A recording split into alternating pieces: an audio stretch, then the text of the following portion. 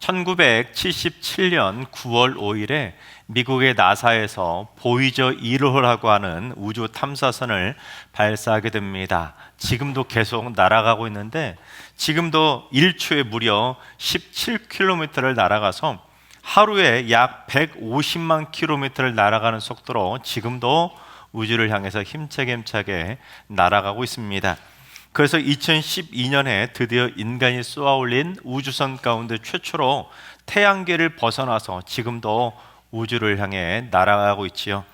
근데 여러분, 더 놀라운 게 뭐냐면, 여러분, 세상에서 가장 빠른 게 뭐죠? 빛이잖아요.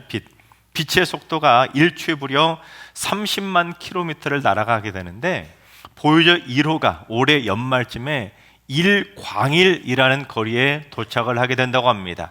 올해 11월 말일쯤 1광일에 도착한다는 건데, 1광일이 뭐냐면 빛이 하루 동안 가는 거리를 올 연말쯤에 도착을 한다는 거예요. 그러니까 빛이 단 하루 동안 날아갈 거리를 보이저 1호, 인간이 쏘아올린 우주선은 며칠이 걸렸냐면 무려 49년이 걸린 겁니다. 놀라지도 않으시네요. 여러분, 49년 만에 빛이 단 하루 갈 거리를 49년 만에 갔다니까요. 태양계만 해도 그렇게 넓은 겁니다.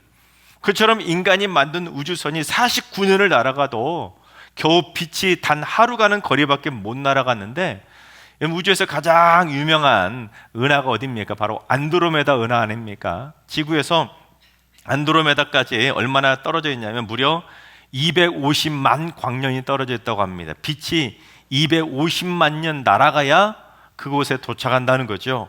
그러니까 보이저 1호는 앞으로 안드로메다까지 날아가려면 계산해 봤더니 400억 년이 걸린다는 거예요. 400억 년. 여러분, 안드로메다가 우주의 끝이 아니잖아요. 그 뒤에도 어마어마한 은하들이 많이 있는데, 여러분, 우주 끝까지 이 보이저 1호가 날아간다고 하면 얼마나 많은 시간이 걸리겠습니까? 그러니까 우주가 그렇게 큰 겁니다.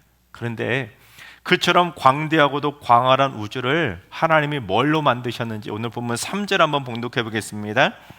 주의 손가락으로 만드신 주의 하늘과 주께서 베풀어 두신 달과 별들을 내가 보니. 뭘로 만드셨다고요?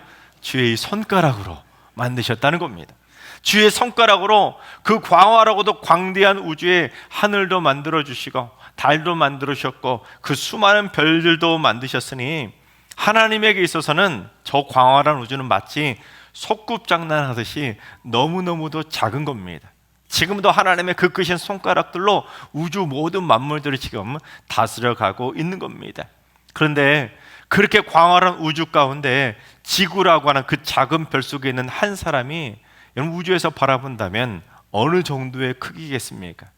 아이들이 소꿉장난할 때 장난감에 묻은 그 먼지, 작은 한 톨의 먼지보다도 더 작은 것이 바로 사람인 겁니다. 바로 이 깊은 깨달음을 했던 사람이 누구냐면 3000년 전 유대 광야에서 양을 치다가 밤하늘의 별을 바라봤던 다윗입니다. 다윗은 밤하늘의 달과 별들을 바라보면서 어린 아이와 같은 순수한 영적인 깨달음을 얻게 된 겁니다. 그 크신 하나님의 손가락으로 우주를 창조하신 하나님이 보시기에는 우리는 다 한없이 작은 어린 아이처럼 작게 보일 수밖에 없는 것이죠. 따라서 오늘은 어린이 주일인데 우리가 하나님을 제대로 믿으려면 수시로 내 마음을 어린 아이와 같이 순수하게 다스려 가야 하는 것입니다. 지금부터 어린아이의 심정으로 오늘 우리에게 주시는 하나님의 은혜를 한번 살펴보도록 하겠습니다. 첫째, 어린아이의 마음으로 순수하게 하나님을 찬양해야 하는 것입니다. 오늘 본문 시편 8편에 보면 그 앞쪽에 표제어가 하나 붙어 있습니다. 뭐라고 붙어 있냐면 지휘자를 따라 깃딧에 맞추어 부르는 다윗의 노래라고 되어 있습니다. 깃딧이 뭐냐면 블레셋 도시였던 가드에서 만든 수금과 비슷한 형태의 악기로 알려져 있습니다. 주로 포도를 수확하던 시기에 그 풍년이 기쁨을 누리기 위해서 깃딧이라는 악기에 맞춰서 흥겹게 노래를 불렀다고 합니다.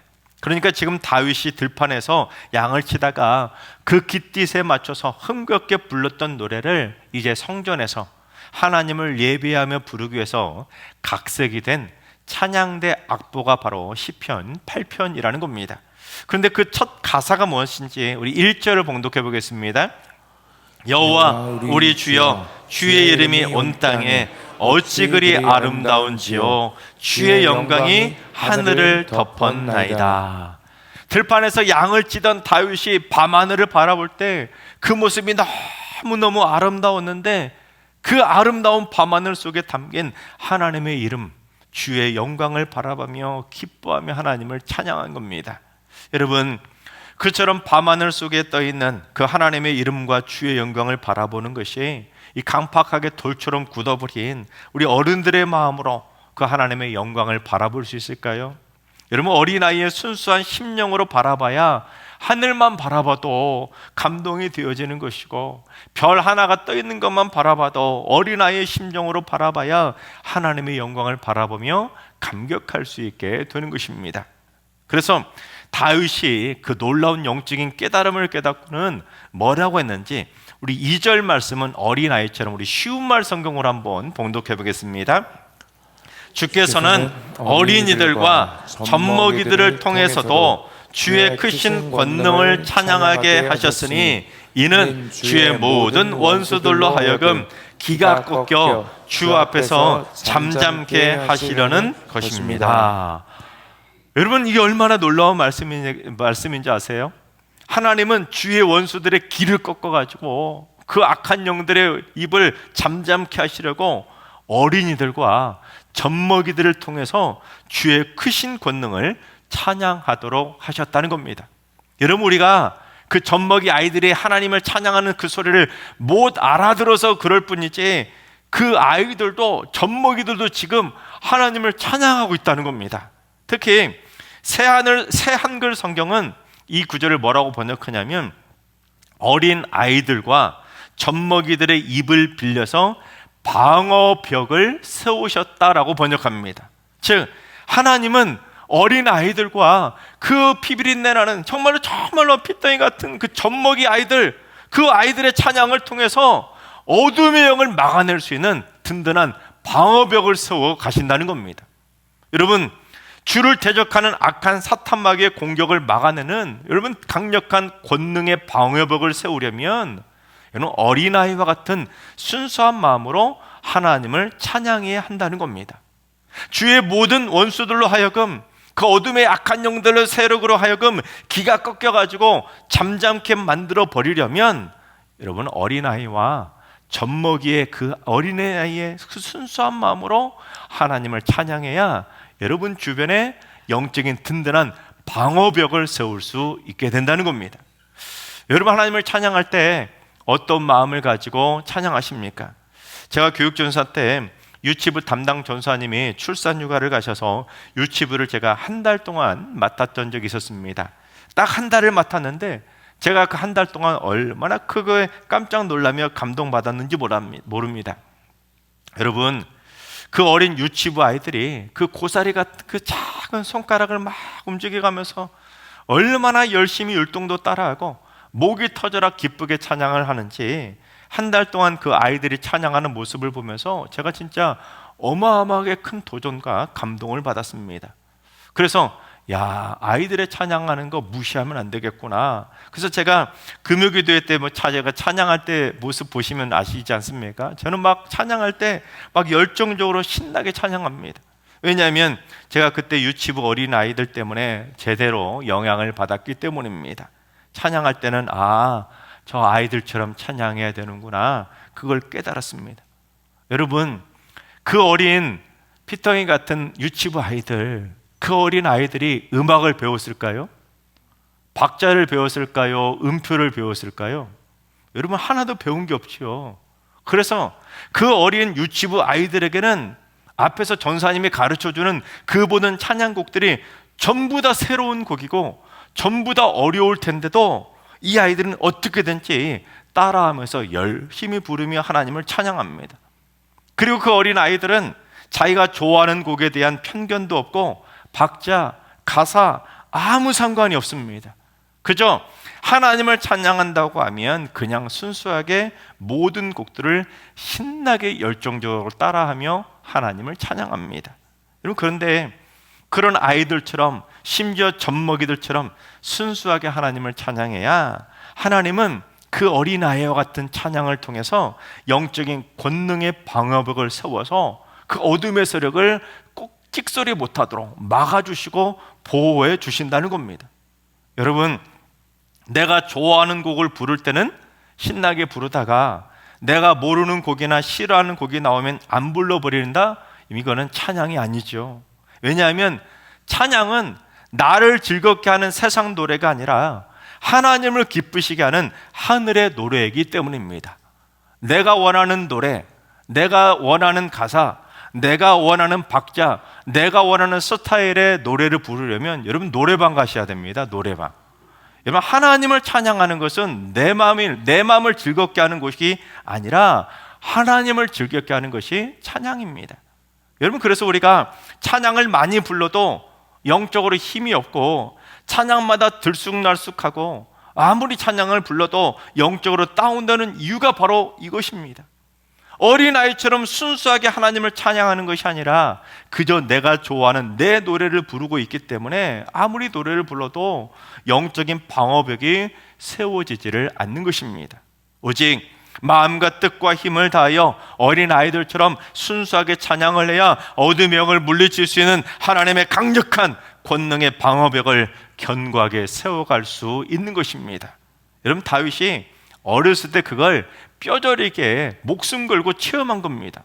여러분, 사울왕이 악령에게 시달렸을 때 다윗이, 그 어린 다윗이 어떻게 했습니까? 어린 소년 다윗을 불러다가 옆에서 수금을 타며 하나님을 찬양하게 하지 않았습니까? 그래서 이 어린아이였던 다윗이 하나님을 찬양할 때 영적인 강력한 방어벽이 세워져 가지고 사울왕이 막 악령에 시달려가지고 다윗에게 막 단창도 던지고 막 창을 던졌는데도 그 상황에서 하나님이 보호막을 쳐주셔서 소년 다윗도 안전하게 지켜주셨고 어둠의 영도 무찌를 수 있었던 겁니다. 그걸 보고는, 그걸 체험하고는 아하, 어린아이들과 같이 순수하게 하나님을 찬양해야 원수들의 공격을 막아낼 수 있는 든든한 방어벽을 세울 수 있구나, 그걸 깨닫고는 지금 이 구절을 통해서 하나님을 찬양하고 있는 것입니다.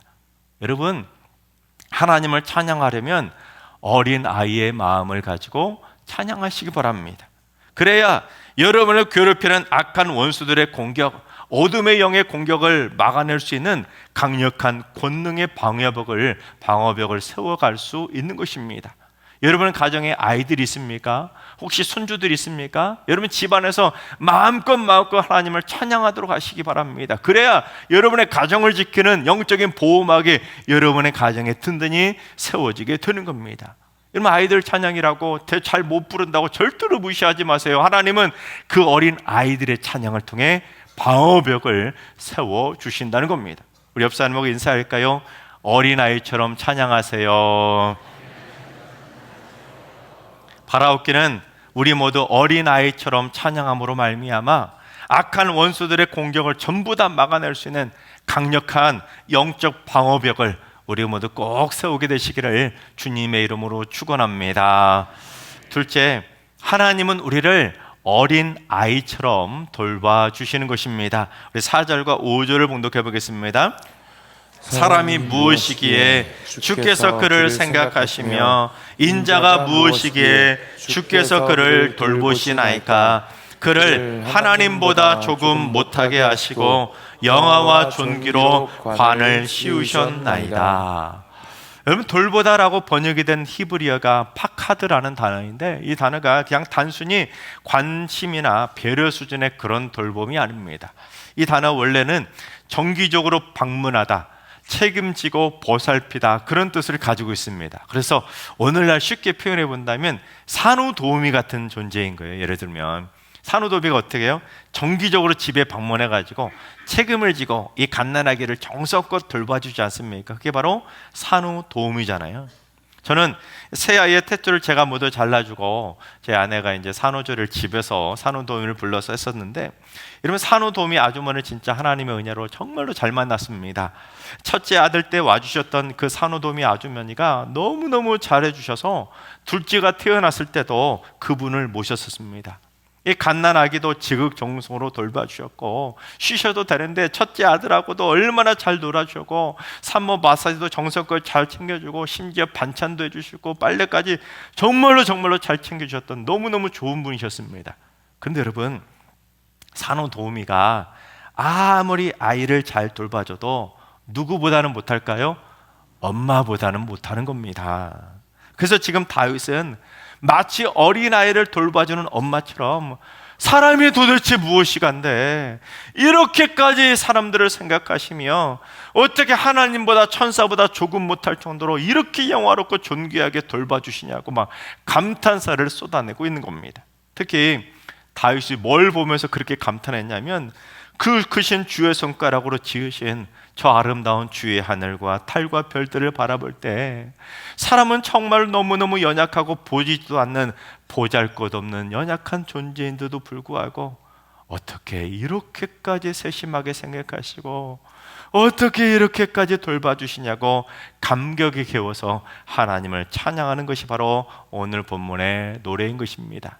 그리고 다윗이 또 뭘 깨달았는지 시편 121편 4절을 봉독합니다. 이스라엘을 지키시는 이는 졸지도 아니하시고 주무시도 아니하시리로다. 하나님은 마치 갓난아기를 돌보는 산모처럼 졸지도 않고 힘든데 자지도 않고 지극정성으로 우리를 돌봐주고 계신다는 겁니다. 제가 새 아이를 키우면서 정말로 뼈저리게 느꼈던 것이 뭐냐면 엄마의 대단함입니다. 엄마의 대단함. 저는 잠을 잘 때 깊이 잠을 잘 못 자고 막 뒤척이다가 겨우 잠들거든요. 그런데 제 아내는 머리를 딱 세우는 순간 단 몇 초 만에 깊이 잠들어 버립니다. 어버가도 모를 정도로 잠이 들어요. 그런데 제가 제일 부러운 사람이 그런 사람들입니다. 그런데 진짜 신기한 게 뭐냐면 그렇게 잠을 깊이 잘 자는 아내가 아기가 울면요, 저는 못 깨도 제 아내는 금세 깨가지고 아이를 돌봐주는 겁니다. 그게 바로 엄마의 위대함 아닙니까? 다윗도 그걸 깨달은 겁니다. 사람은 설령 힘들면 졸기도 하고 자기도 하지만 도대체 사람이 무엇이기에, 도대체 이 연약한 사람이 무엇이기에 하나님은 우리 인간들을 얼마나 귀하고 귀한 존재이기에 이렇게 졸지도 않고 주무시도 않으시면서 이렇게까지 끔찍이 생각하시며 아이처럼 돌봐주시냐고 하나님을 찬양하며 노래하고 있는 겁니다. 여러분, 하나님은 여러분이 우주 속에 있는 하나의 먼지처럼 작다고 해서 여러분을 잊어버리시는 분이 아니라 여러분의 머리털 하나까지도 다 세고 계시고 여러분 우주 먼지처럼 혼자가 아니라 하나님의 소중한 어린아이처럼 여러분의 이름까지 불러주시며 세심하게 돌봐주시고 여러분을 끔찍이 사랑하며 생각하고 계신 겁니다. 옆 사람 우리 인사할까요? 당신은 하나님에게 어린아이입니다. 여러분, 9순이 넘은 어머니에게는 여러분 이제 꼭 칠순잔치 하는 딸도 애처럼 보인다고 하지 않습니까? 7순인데도 엄마의 눈에는 딸이 아이처럼 보이는 거예요. 그런데 태초부터 계신 하나님, 천년이 하루 같은 그 하나님에게 우리 인간들은 얼마나 작고 작은 어린아이처럼 보이겠습니까? 그래서 손가락으로 우주를 만드신 하나님의 그 나이와 비교하면 우리는 모두 어린아이보다도 더 작은 너무나 사랑스러운 연약한 존재인 것입니다. 그러니 하나님이 지금도 여러분을 어린아이처럼 따뜻하게 보살피고 계신 겁니다. 이전 교회에서 제가 치매에 걸리신 권사님 댁에 신방을 갔던 적이 있었습니다. 여러분, 치매에 걸리면 폭력을 막 휘두르는 그런 폭력성을 가진 그런 난폭한 치매에 걸리는 분들이 있는가 하면 갑자기 어린아이처럼 바뀌는 분들이 있지 않습니까? 이 권사님이 어린아이처럼 되는 치매에 걸리셨습니다. 특별한 게 뭐냐면 분홍색을 너무 좋아하셔가지고 옷도 무조건 분홍색만 입으시는 거예요. 또한 뽀로로를 좋아해가지고 뽀로로를 얼마나 잘 보시는지, 근데 뽀로로에 나오는 캐릭터 중에서도 분홍색 캐릭터인 루피라고 하는 캐릭터를 그렇게 좋아하셨습니다. 그래서 제가 이 권사님 신방을 가는데도 이 루피라고 하는 인형 하나를 사가지고 제가 신방을 갔었습니다. 그런데 신방을 마치고 나서 며느리 집사님하고 차를 마시는데 집사님이 눈물을 펑펑 흘리시면서 그동안 있었던 말씀을 쏟아내시는데 참 기가 막힌 거예요. 자기는 결혼하기 전부터 이 시어머니 권사님이 너무너무 무서웠다는 거예요. 마치 영화 속의 마귀 할머니나 욕쟁이 할머니처럼 이 며느리 자기가 마음에 안 든다고 결혼하기 전부터 그렇게 자기한테 욕을 많이 하면서 혼을 내셨다는 거예요. 권사님인데. 그래서 지난 10여 년간 이 시어머니 권사님을 모시고 살면서 단 하루도 눈물 없이 살아본 적이 없었다는 겁니다. 신기한 건 교회만 가면 성도들 앞에서는 한없이 착한 천사의 모습이신데 집에만 돌아오면 마귀 할멈으로 변하면서 자기한테 욕을 쏟아내는데 하나님도 싫고 교회 가는 것도 너무너무 싫었다고 합니다. 그런데 그랬던 그 무서웠던 시어머니가 갑자기 치매가 걸려서 애가 되니까 그런 시어머니를 돌봐드리면서 오히려 눈물이 더 나더라는 거예요. 시어머니가 그렇게 불쌍하더라는 겁니다. 그러면서 저한테 하셨던 말씀이 아직도 제 귀에 생생할 정도로 뇌리에 박혔었는데 뭐라고 하셨냐면 하나님께서 어머님을 천국에 데려가시려고 애가 되도록 하셨나 봐요. 여러분, 이 며느리가 이 생각을 왜 하게 됐냐면 어느 날 너무 힘들어가지고 막 성경을 읽는데 한 구절이 눈에 확 들어온 거예요. 어떤 구절이냐면 너희가 돌이켜 어린 아이와 같이 되지 아니하면 결단코 천국에 들어가지 못할 거라는 그 말씀을 보는 순간 막 닭살이 확 돋는 것 같이 소름이 쫙 밀려왔다는 겁니다. 어머님이 어린아이처럼 못 사셨으니까 하나님께서 어머님을 천국에 데려가시려고 강제로 어린아이처럼 만드신 거 아니겠냐고 눈물 푹 흘리면서 제게 말씀하시는데 그 말을 들으면서 제가 마음에 좀 먹먹했습니다. 하나님께서 사랑하시는 여러분, 어린 아이처럼 사시기 바랍니다. 그래야 천국에 들어갑니다. 어린 아이처럼 순수하게 하나님을 찬양하셔서 악한 영들과 원수들로부터 보호할 수 있는 강력한 방어벽을 여러분의 삶 속에 많이 세워가시기 바랍니다. 그리고 지금도 졸지도 않으시고 주무시도 않으시고 나를 지극정성으로 생각하며 돌봐주시는 하나님의 그 크신 따뜻한 사랑의 손가락을 한번 생각해 보시기 바랍니다. 그래서 우리 모두 하나님의 사랑의 돌봄을 받으면서 천국문에 들어가는 행복한 주의 어린이들처럼 살아가시기를 주님의 이름으로 축원합니다.